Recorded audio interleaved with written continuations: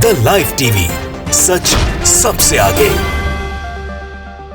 नमस्कार, मैं हूं रंजीत झा और आप देख रहे हैं द लाइव टीवी। अधिक से अधिक दलों को साथ जोड़ने की मुहिम में विपक्ष से रेस लगाने वाली भारतीय जनता पार्टी अपनी ही चाल में फंसती हुई नजर आ रही है। अब एनडीए उस मुहाने पर खड़ी है जहां मुख्तार अंसारी और अब्बास अंसारी जैसे नेता भी बीजेपी के साथ आ गए हैं। अब एनडीए के वो उम्मीदवार भी हो सकते हैं। दरअसल उत्तर प्रदेश में ओम प्रकाश राजभर बीजेपी से एक बार फिर हाथ मिला चुके हैं और ओम प्रकाश राजभर के साथ इस वक्त अब्बास अंसारी भी हैं, जो मुख्तार अंसारी के बेटे हैं, वो विधायक हैं उसी पार्टी से। दूसरी तरफ यह चर्चा काफी तेज है कि मुख्तार अंसारी को गाजीपुर या फिर आजमगढ़ से लोकसभा का टिकट ओम प्रकाश राजभर दे सकते हैं। तो निश्चित तौर पर जब वो एनडीए में शामिल हैं तो मुख्तार अंसारी भी और अब्बास अंसारी भी एनडीए के साझा उम्मीदवार हो जाएंगे। तो ऐसे में प्रधानमंत्री मोदी उनके लिए भी चुनाव प्रचार करते दिखाई पड़ेंगे।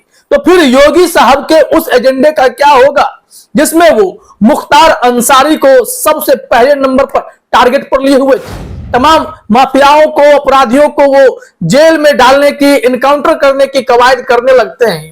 तो उस एजेंडे का क्या होगा, तमाम ऐसे सवाल खड़े हो गए हैं। वहीं दूसरी तरफ यह भी बड़ा सवाल है कि गोदी मीडिया जो 24 घंटे कहीं जेल शिफ्टिंग को लेकर तो कभी माफियाओं को लेकर योगी जी के तारीफों के पुल बांधती रहती थी, 24 घंटे गाड़ी के आगे पीछे दौड़ती मीडिया किस हिसाब से खबर दिखा पाएगी? क्या इस तीर से मुख्तार अंसारी और अब्बास अंसारी योगी जी के प्रकोप से सुरक्षित हो गए? अब मोदी जी का साथ और साया उन सब पर होगा ताकि वो लोकसभा चुनाव आसानी से लड़ सके। ऐसे सवाल इसलिए उठे क्योंकि ओम प्रकाश राजभर जो साल में 2 बार 3 बार कम से कम तो अपने दल साथ बदल लेते हैं, क्योंकि उनकी अपनी विचारधारा का क्या है कोई कह नहीं सकता। जब मर्जी किसी के भी साथ हो लेते हैं और आश्चर्य यही है कि जिस तरीके से बिहार में जीतन राम मांझी दल बदलते रहते हैं, ठीक उसी तरीके से उत्तर प्रदेश में ओम प्रकाश राजभर भी अपना दल बदलते रहते हैं और किसी को गुरेज भी नहीं होता है। वो उनके साथ चले जाते हैं, सब उनका स्वागत कर देते हैं। लेकिन इस बार बहुत ही जबरदस्त तरीके से पेच फंसता हुआ नजर आ रहा है। मामला क्या है कि ओम प्रकाश राजभर के ही साथ इस वक्त अब्बास अंसारी और मुख्तार अंसारी हैं। इसको लेकर कई जगह अब सियासी चर्चाएं चलने लगी। ओम प्रकाश राजभर से भी पूछा गया कि मुख्तार अंसारी और अब्बास अंसारी का क्या स्टेटस है आपके पार्टी में, तो उन्होंने कबूल किया कि चलिए मुख्तार अंसारी तो जेल में है लेकिन अब्बास अंसारी तो उनकी पार्टी के विधायक हैं। अब जरा जनसत्ता की खबर को थोड़ा देखिए। इसमें जो चर्चा है कि टिकट दिए जाने की जो बात है, अब क्या हो रहा है जरा देखिए अपने स्क्रीन पर। यहां जनसत्ता ने लिखा है, बड़ा सवाल यह है कि राजभर की पार्टी के साथ होने से मुख्तार अंसारी बंधु अपने पुत्र अब्बास अंसारी के साथ सुरक्षित हो जाएं। ऐसा इसलिए क्योंकि अब्बास अंसारी सुहेलदेव भारतीय समाज पार्टी से विधायक हैं। इस बात की भी पूरी संभावना प्रकट की जा रही है कि लोकसभा चुनाव में मुख्तार अंसारी को, जरा गौर कीजिएगा, मुख्तार अंसारी को राजभर गाजीपुर या आजमगढ़ से चुनावी मैदान में उतारेंगे। निश्चित तौर पर अगर ऐसा होगा तो योगी आदित्यनाथ क्या खुद जाएंगे मुख्तार अंसारी के लिए चुनाव प्रचार करने के लिए? बीजेपी क्या अपने एजेंडे को, अपने विचारधारा को तिलांजलि दे रही है? उत्तर प्रदेश में क्या योगी आदित्यनाथ इस फैसले का विरोध कर सकते हैं? क्या वो अमित शाह, जेपी नड्डा या फिर प्रधानमंत्री मोदी के पास जाकर कहेंगे कि ओम प्रकाश राजभर का साथ लेने से मुख्तार अंसारी और अब्बास अंसारी काफी सुरक्षित हो गए हैं? मुख्तार अंसारी जो है वो चुनाव भी लड़ेंगे तो बीजेपी के साझा उम्मीदवार, एनडीए के साझा उम्मीदवार होंगे, तो उसके लिए बीजेपी के भी बड़े बड़े नेता चुनाव प्रचार करेंगे। स्टार प्रचारक में योगी आदित्यनाथ भी होंगे, प्रधानमंत्री मोदी भी होंगे। क्या वो कहेंगे आजमगढ़ में या गाजीपुर में जाकर कि मुख्तार अंसारी को भारी मतों से विजयी बनावे? तो फिर अपने इस सियासी खेल में बीजेपी किस कदर फंस गई है यह आप देख रहे हैं। दरअसल प्रधानमंत्री मोदी अपने सरकारी कार्यक्रम में गाना गा रहे थे, जो अवधि के दोहे सुना रहे थे कि विपक्ष एकजुट हो रहा है, ये भ्रष्टाचारियों का महाजुटान है। इसके अलावा भी गाने गा गाकर उस माहौल को समझाने की कोशिश कर रहे थे कि विपक्ष का एकजुट होना किसी भी मायने में सही नहीं। लेकिन दूसरी तरफ भारतीय जनता पार्टी खुद ही छोटे छोटे दलों को अपने साथ जोड़ने में लगी। उन्हें लग रहा है कि 2024 का लोकसभा चुनाव कहीं हैंड गवर्नमेंट ना हो जाए तो पहले ही अपने अपने दलों को जो समान विचारधारा के हैं या फिर नहीं भी हैं, उन्हें जोर तोड़कर दबाव डालकर साथ ले ही आए।